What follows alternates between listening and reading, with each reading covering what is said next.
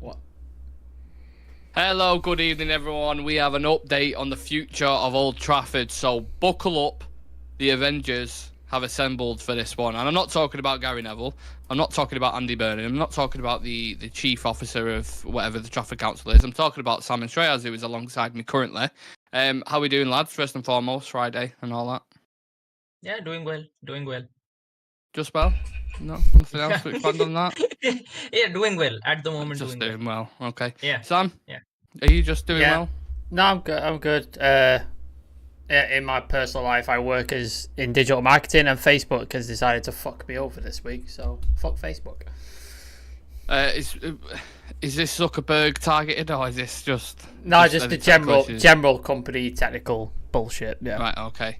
I don't have the brain capacity to segue from Mark Zuckerberg to Old Trafford, so I'm just going to talk about Old Trafford. Now, a joint task force, if you haven't seen the breaking news already, around Old Trafford, a joint task force has been created to explore options for regenerating the Old Trafford area of Manchester, with the development of world-class football stadium at the heart of the project. Now, when we talk about this, lads, Shreyas, I'll go to you first. What specific kind of elements do you think might be considered to make this a world-class football destination just beyond the stadium itself? Like, what would you, as a fan, what would you like to see from a new stadium? I suppose is a question I'm asking.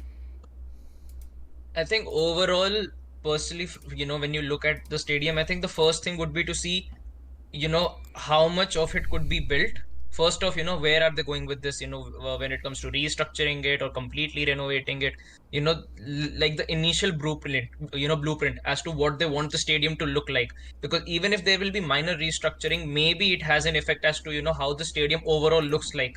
When the fans go and look at the stadium, maybe perhaps try and create an element of personal touch so that the fans can, because right now the biggest I think issue with the club is they need to bridge the gap between the club and the fans.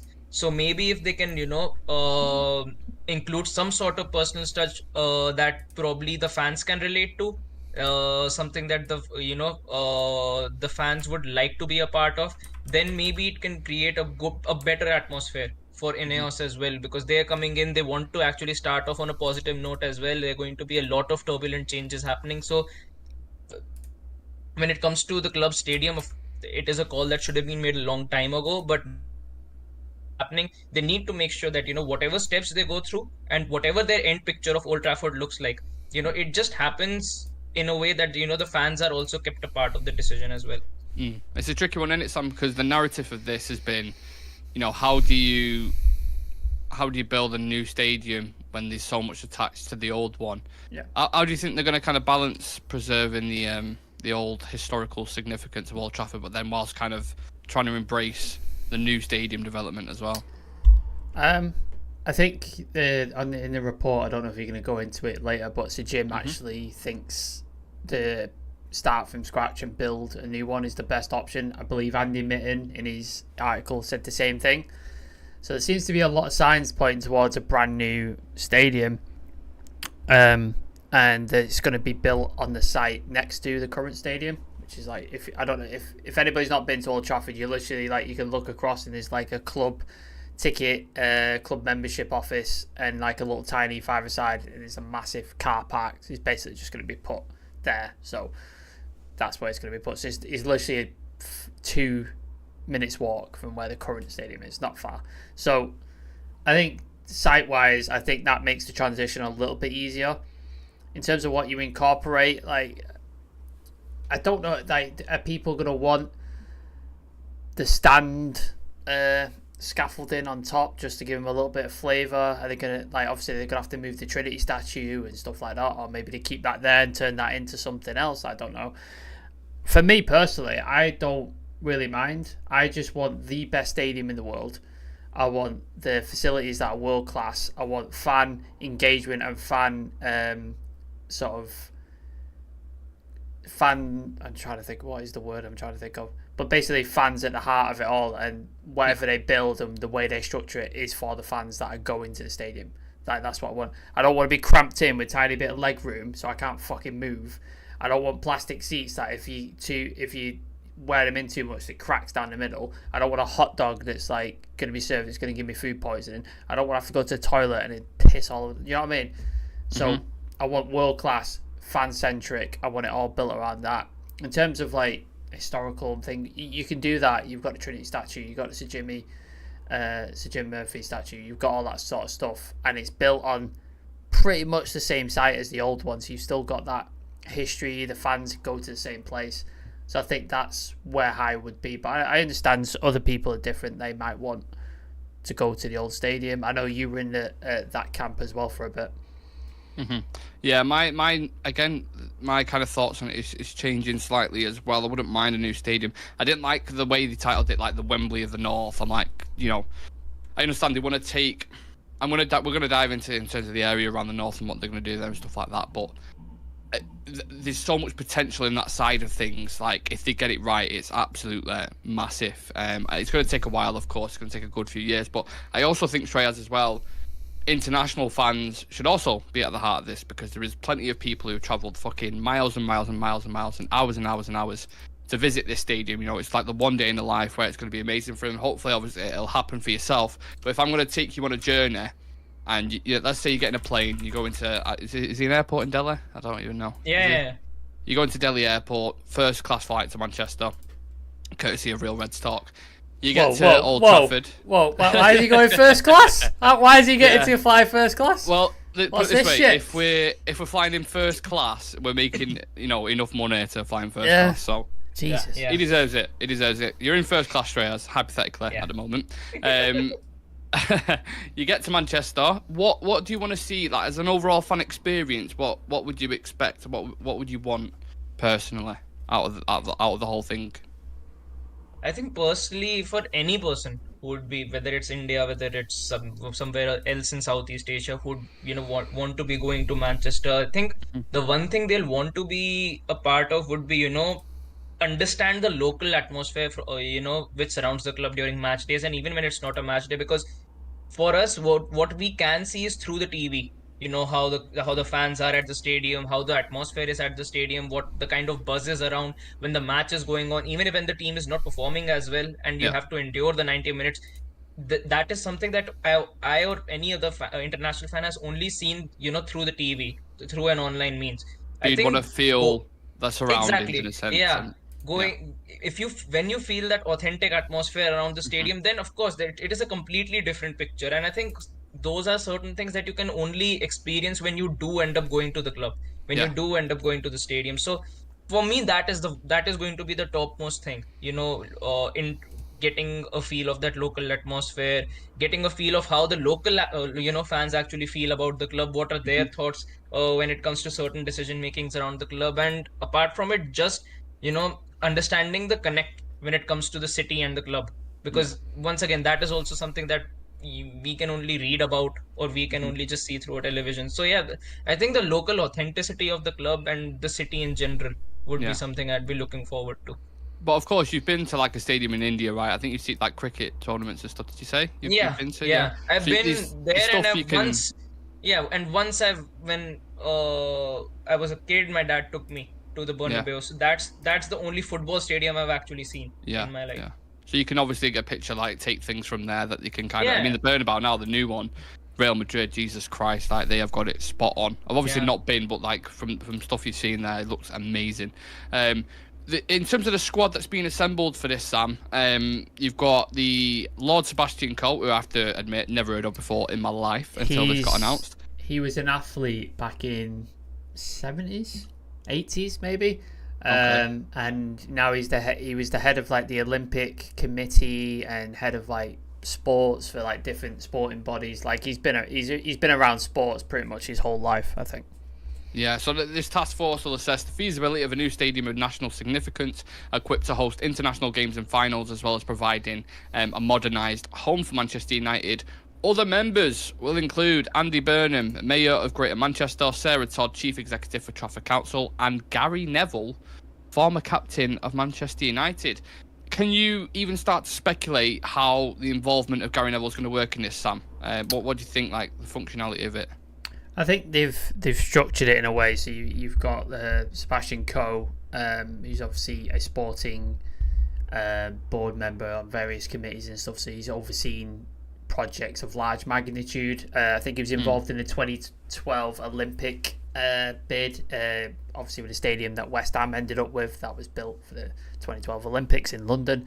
So I believe he's involved in that. So that's that bit covered. Andy Burnham, obviously Mayor of Manchester. If you're going to build something of this scale and this like sort of size in a city, you're probably going to have the mayor involved or some sort of local. But equally, it's going to not line the pockets, but the investment around the area is obviously going to attract more investment. So that it's a good PR move for Andy Burnham. I like Andy Burnham on a personal level. I think he's been a good mayor, and he's done some great things around Manchester. And I have met him as well. He seems like a decent, for a politician anyway. He seems like a decent guy.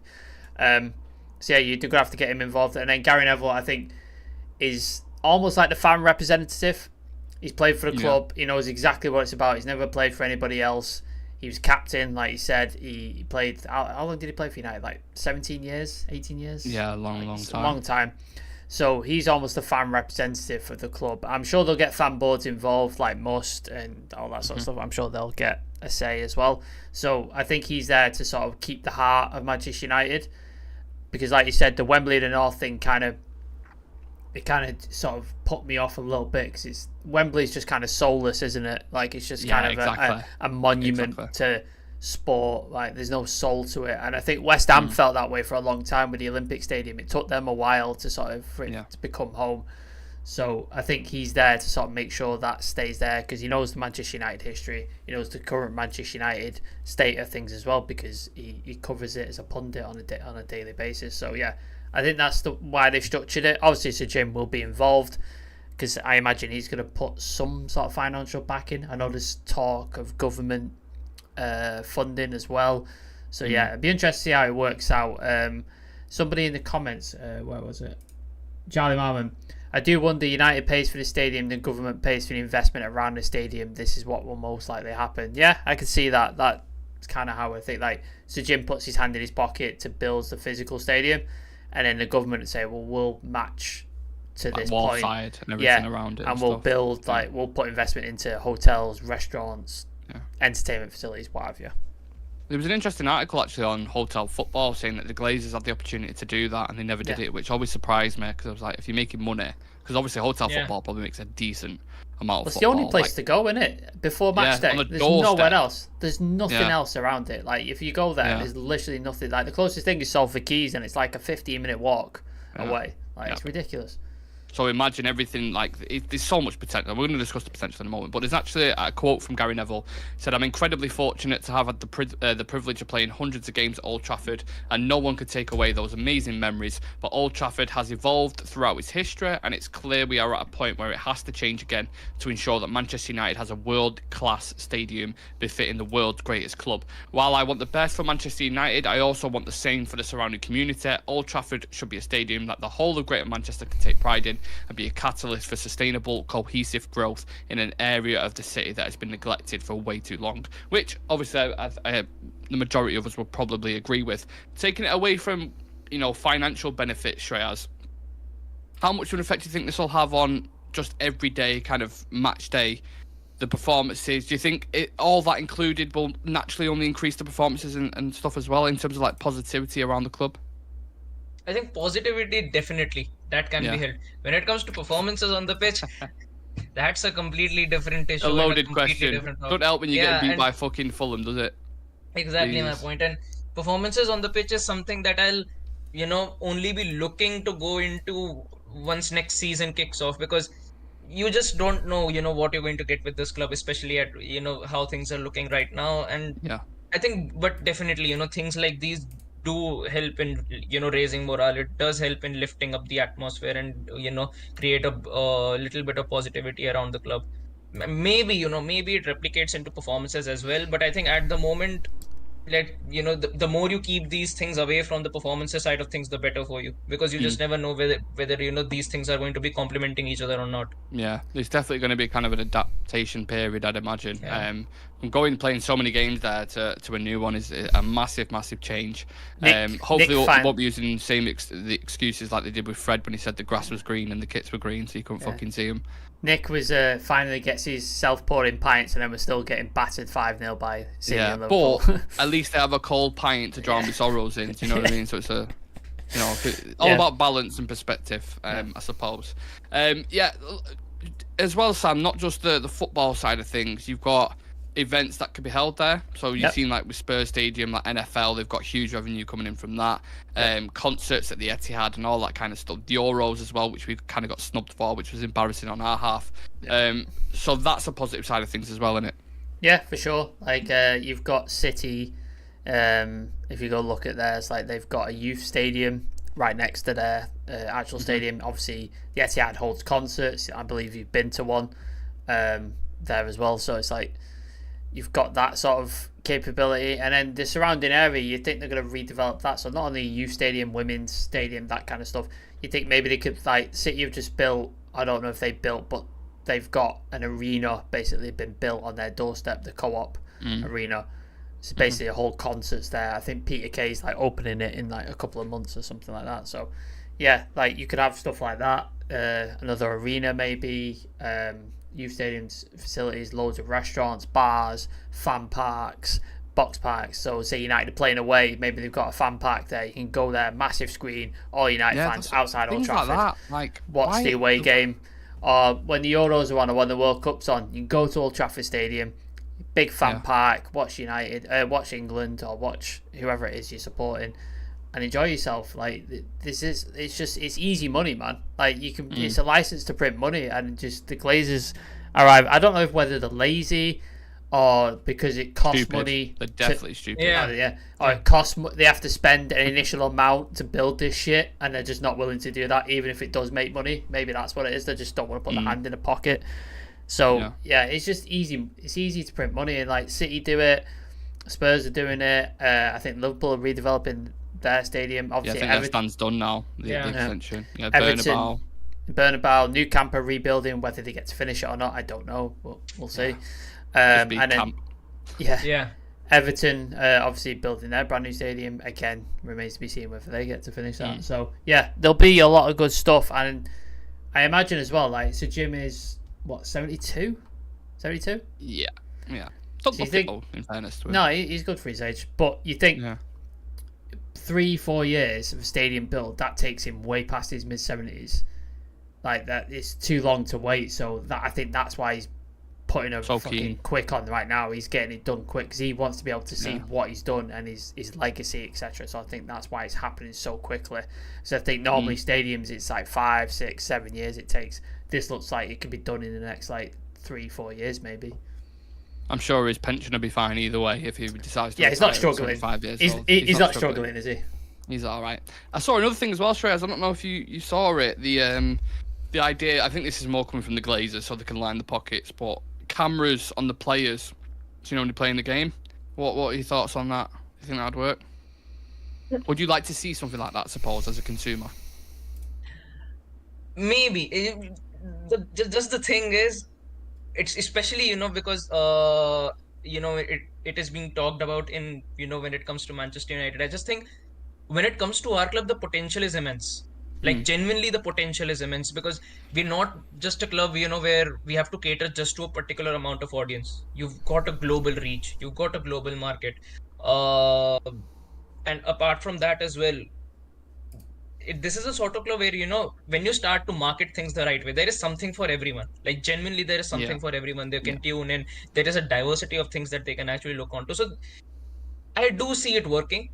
The scale to which it works is something that is different because you just never know how they're going to be putting it forward. But yeah, I just think with United, if things are put in the right direction, the right people are brought in, and things are worked in the right manner as well, we'll suddenly see, apart from performances, just the back end things that are happening at the club working more smoothly, which have genuinely not been happening for quite some time for us. Has it almost surprised you how, I'm not going to say how well he's done, Sam, because he's it's still early days, but how kind of efficient they've been so far? Has it took you back a little bit? Yeah, for sure. Like, I think any sort of movement or any sort of progress is more than the Glazers have ever done, isn't it? Really, like he could have rocked up and like got the stadium actually painted, and it still would have been more than the Glazers have ever done. Like, do you remember when they repainted it and they ran out of paint? Like, you remember that? Yeah. Like, it's just fucking, it's a shambles. Like, a shambles the way that club's run. So, but yeah, he's got stuff done. Like, and he's whatever when he promised that he would take United back to the top. So far, he's putting all the pieces in place. Obviously, proof's in the pudding. Like, we have to win things and we have to do what. But he's putting the pieces in play. Like, he's getting the stadium ready. He wants a world-class stadium for Manchester United, which so we should. He's pinched these. He wasn't a CEO at City, was he? But he's going to be our Just a level CEO. below. Yeah. He's pinched them from City. He's got Dan Ashworth on the way, who got pinched from Brighton by Newcastle, who were trying to build themselves up. He's looking at players on the way out, all that sort of stuff. So they're doing everything we asked them to do. Like, when we were saying, what would we want for new owners? What would we want from... me and Shreyas did a 10-step plan. Yeah. He's doing it all, pretty much. Like, forgive me if he's missed a step, but he's not done one. But for me, he's doing everything I asked him to do and I wanted. So, fair play to him. I hope it's more to come. And I hope it isn't just wallpaper. I hope there's some structure behind it. I hope these things actually happen and Omar Barada succeeds and Dan Ashworth succeeds and the players we bring in actually become what way they want them to do rather than just flops, which we always seem to sign. And I hope the stadium is one of the best stadiums in the world. Like, I hope all of that happens, but again, we've been burnt a lot as United fans. We've had so many promises and so many things not happen, and we've had false dawns under Louis van Gaal, under Jose, under Ole and stuff like that. So yeah, you have to be cautious and you have to be not get too giddy. But so far, so good. I think he's done everything I pretty much wanted him to do so far. Cautiously optimistic is the best word to use. I find it crazy how the Glazers have been sat on all this potential for so long and they've just let it kind of fly. But and the reason why I say that is because they're so money addicted and that's the only kind of language they try to speak. That's why it surprises me so much that they've just... I just think that when it comes to the Glazers, they only put in money when they know that they don't have to do anything. Yeah, exactly. They don't have to do much and the return will be immense. I think when it comes to these sort of things, they have to put in a good investment in first. Of course, the return will be high, but there will be a lot of work to be put in. And I just never seen them, take on a project where they go and see, oh, we need to work this much, and then probably it starts paying off. And I think they're the sort of people, they like easy money, and that's what they've been minting pretty much for so many years. Do you know the way I describe it is like, do you know if somebody had like, I don't know anything about cars. I'm sorry to the people who do know stuff about cars, but imagine like what our dad loves a Jaguar E-Type, like very rare car, very expensive nowadays. Like stuff. It's like someone that's got one of them in their garage, and somebody's like, oh, like if you fix that up, I mean, look, you could sell it for a fucking fortune. You could make shit tons out of it. And they're like, oh, I can't be arsed. Like, I just can't bother. Like, it's work. I'm gonna have to find a mechanic. I'm gonna have to find somebody to spray it.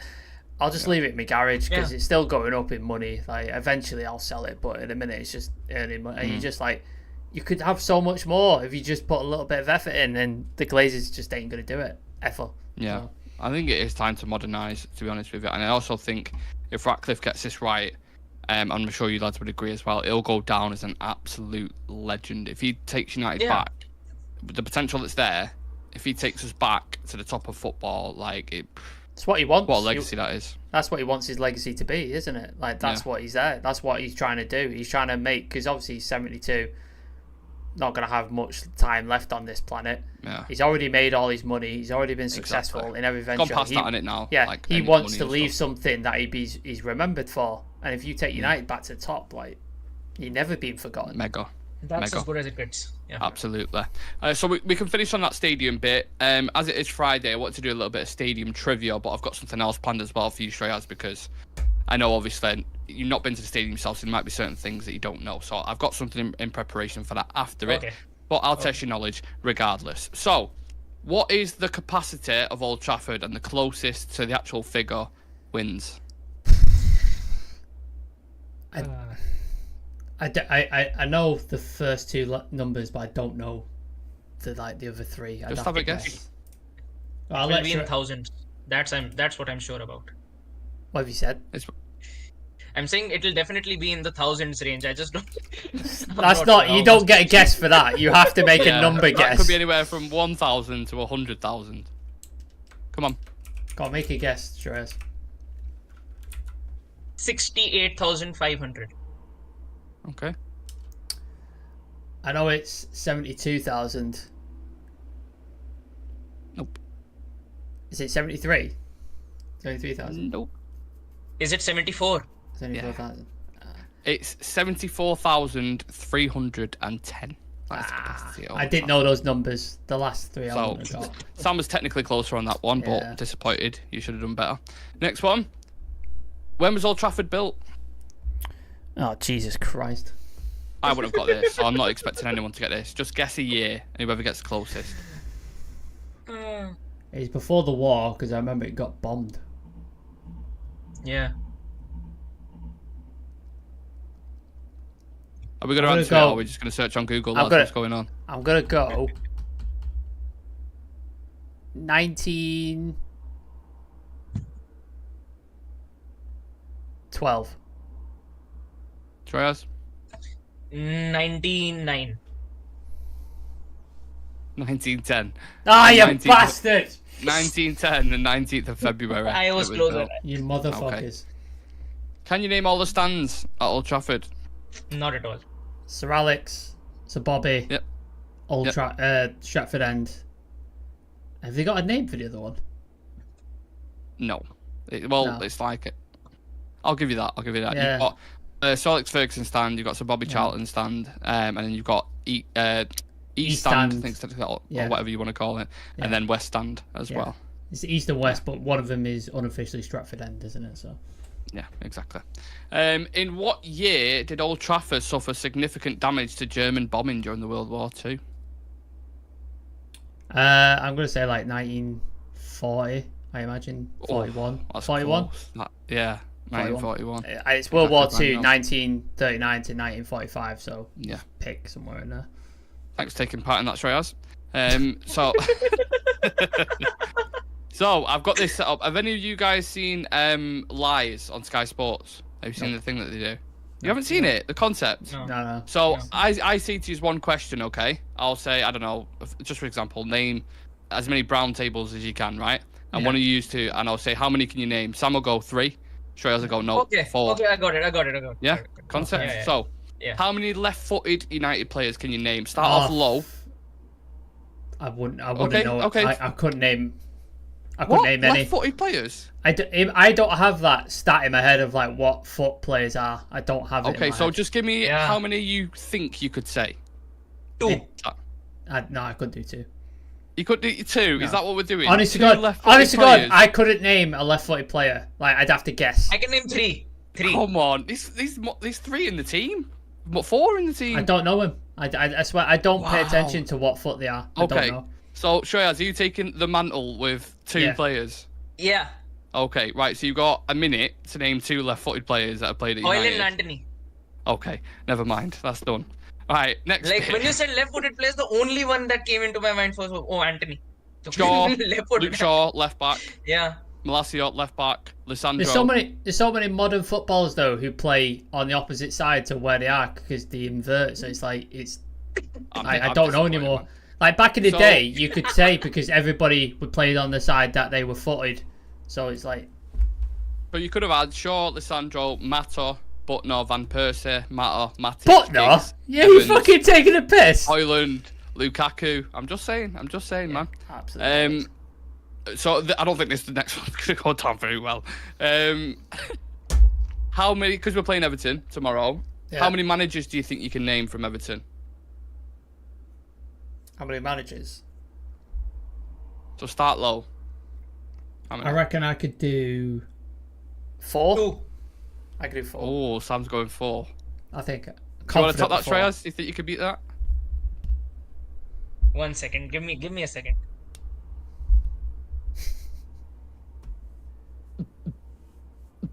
I can do 3 at max. 3 max. Okay, Sam, I'm going to 60 seconds on the clock. You Okay. ready? Yep. 3, 2, 1, go. Moyes, Dyche, Carlo Ancelotti, Roberto Martinez. Roberto Martinez, yeah, absolutely. Spot Yeah. on. Ding, ding, ding. Smashed it. Now, can you name how many players can you name who play for both Everton and Man United? Ooh. Set the target. I could do 4. 3. Yeah, I could do 4. What are you saying, Shreyas? Can you beat that? 5. I could do 5. I'll do 5. Yeah. Shreyas. I don't know. I think at max I can do 3. Okay. Max will do 3. Sam, you've got 60 seconds on the clock, ready?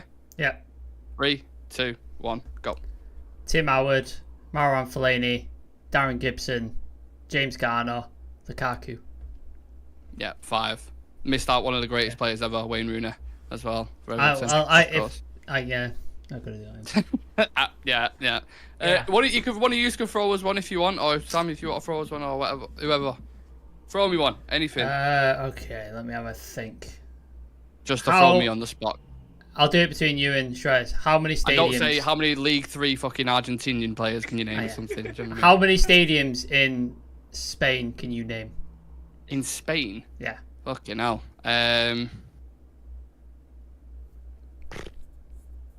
Stadiums in Spain, Jesus Christ. 4. Probably. Going 4. Can you do 5, Nick? No, I couldn't do 5. Shreyas. Not stadiums in Spain, that's like... Give me 4. Go on. Okay. So one would be the Wanda Metropolitano. Yep. Then the Bernabeu. Yep. And then you've also got I can't believe he's the already Camp struggling. Nou, the Camp Nou, and Real Arena. There you go. Yeah. Okay, 4. Throw us another one. Another one. Amiga. Another one. Any of these. How many MLS teams can you name? Okay, now. Jesus Christ. You're going proper niche. I said left-footed players, and you're going... 5. I don't know can name left-footed 5. players. You name MLS 5. what? Teams? Teams. Yeah. He just does 5. I reckon... You do 6. I'll go 6. I'll try it. Right, go. Go Right. 6. Okay, go ahead. Houston Dynamite, is it? I think. Something like that. Portland Timbers. LA Galaxy. Yeah. Hold on. Fucking, I can see it. Chicago Fire, is it? I think. 2 more. Fucking hell. What's that team Messi play? Miami FC. Inter Miami. Inter Miami. One Yeah. more. New York Red Bulls. There you go. Boom. Yeah. See, did it. That's with a tired brain as well. Do we do one more before we go, or should we wrap Do it you up? want me to do one more? Give us one more. Let's have a think. What can I do? If anyone in the chat, I've not even looked at the chat. I do apologise. I've been all over the place. How many? Yeah. No, that's not. Yeah. How many teams can you name that have won the Champions League? That's a good one. I'm just gonna get the list up now. Just so. 8. 8. 9. 9. You do 10. I'll do 10. 10. You do 11, Shreyas? Sure. Oh, 11. come on. You do 12. Is he... You know what? Yeah, I'll say 12. I'll do 12. Can you do 13, Shreyas? That's the question.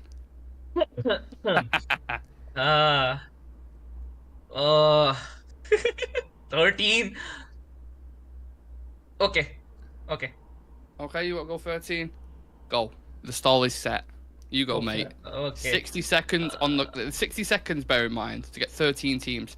Yeah. So, look at me. No cheating. Look at me. Yeah. 3, Yeah. 2, 1, go. Real Madrid, Yeah. Barcelona, Yeah. Manchester United, Yeah. Manchester City, Yeah. Juventus, Inter Yeah. Milan, AC Milan. Then you've got Borussia Dortmund, and Bayern Munich, Yeah. Porto, Yeah. and Marseille, and Nottingham Forest, Aston Villa, and If you got one more. Yeah, one more I need. Liverpool. Liverpool, very nice. There's some random teams that you could have had that you might not have known. Steaua Bucharest from Romania. Yeah. Hamburger SV. Ajax Fucking won it hell. in 95. Mm. I'm trying to think any other teams that I didn't know. Red Star Belgrade won it in 1991. Yeah. PSV Eindhoven in 88. Shreyas, Yeah. you throw us one to finish and we'll wrap it up. Okay. Bit of How many players you can name who have played both in the Bundesliga and the Premier League? Oh, Jesus Christ.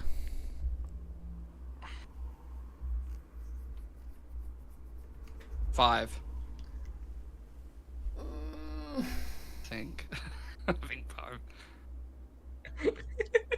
Just going through names in my head.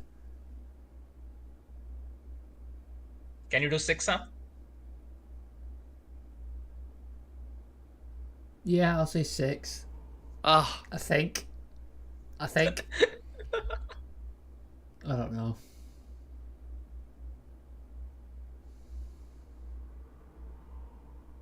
yeah, I'll say 7. I'll do 7. Okay. I haven't got 7. Okay. Okay. Ready? Go ahead, Nick. Yeah. Gundogan, Yeah. Sancho, Yeah. Kagawa, Yeah. De Bruyne, Yep. Wolfsburg, and Thinger. Van de Ven, Yep. Yep.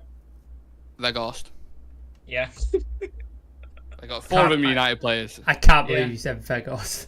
Yeah, well, he's played for Wolfsburg, isn't it? He's played I for know. United. So Jesus it's Christ. tough fact though, isn't it? Is any more? Yeah. Yeah, You're it's missing a big one. Sabitzer. Big one. Yeah. Yes, a bit. So was another one. A big one. Havertz. Havertz. Yeah, of Yeah. course. Timo Werner. Timo Werner. I should have just thought Michael- of fucking German players from Yeah. Michael Ballack. Son. Schweinsteiger. Yeah, Son. Son. Yeah, obviously they all come flooding in now, of course. Yeah. Right, we'll leave it at that. It is Friday, so Yeah. everyone go have a drink. Enjoy the rest of your weekend, because I'm sure these lads are going to do as well. Thank you very much for tuning in, whether you're tuning in live or tuning later, or whatever it is you're doing. Smash a like on the video, subscribe to the channel, check us out on all socials, and we'll be live for the game pre-match and post-match tomorrow, so please do come and join us. Anything else, Sam, that I'm missing? No, we were originally going to do something else, so maybe we'll do it next week. So yeah, keep an eye out for that. That'll be Yes, fun. Yeah, but live for the game as always. So come and join us. Get your thoughts in. No Hoyland, by the way. He mentioned that in the press conference today. So it's going to be a fucking tough old watch. But make sure you come and join us and enjoy the rest of your weekend. We'll see you in the next one. Peace. Bye.